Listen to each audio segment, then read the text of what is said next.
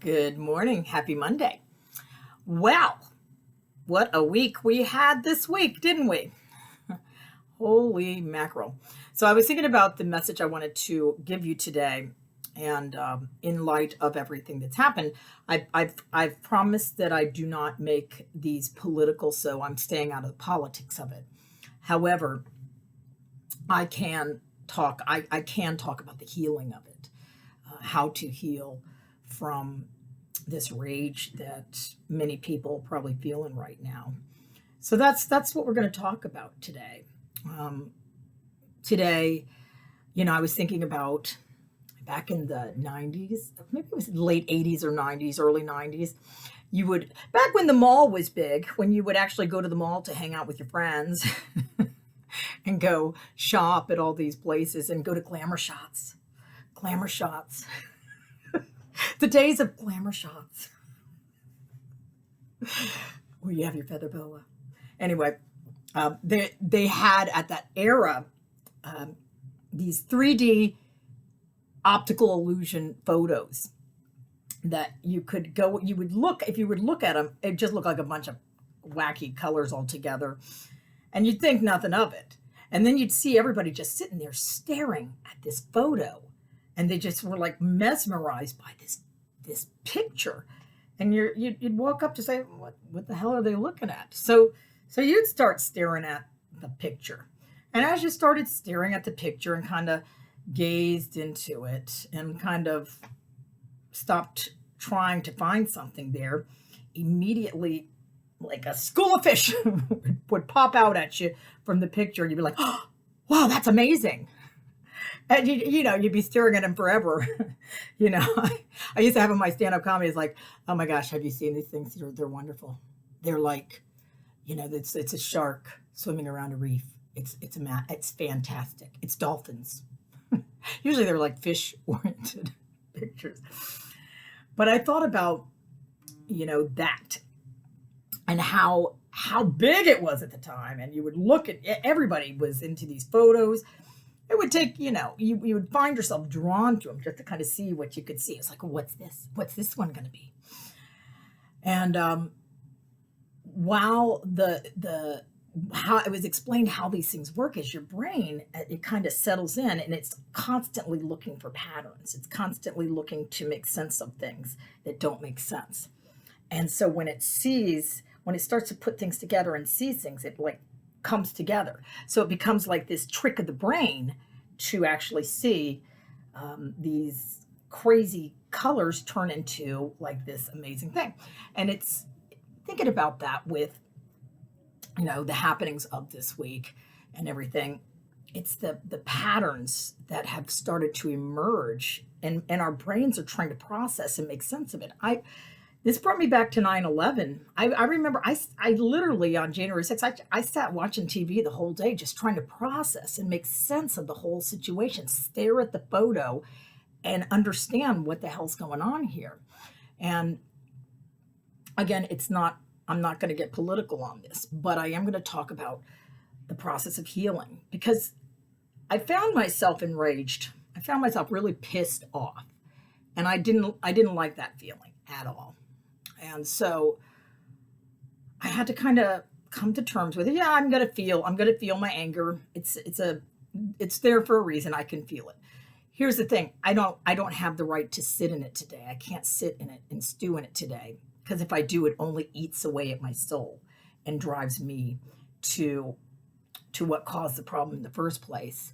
Uh, you know, Hate, enraged um, fire that doesn't it eats away at my soul when I do that. So I have to go to that place of healing. I have to go to that place of light, of love, of forgiveness. And I was sitting there. My son was in he had to do like this virtual retreat now because he's getting ready to go into confirmation. But we were sitting down watching it, and we're sitting there watching this virtual speaker, and she said three words that all of a sudden when I heard them, it just like soothed my soul. It just soothed my soul when I heard these words. And the three words what she said is God loves you. And I know this, but to hear it, just to hear God loves you. Oh my God. It's just like, yes, God loves me. God loves me today. And that brought me that brought me peace, you know? And I started thinking about how words can really help to soothe the soul. And even how you say the words, they can take on different meanings.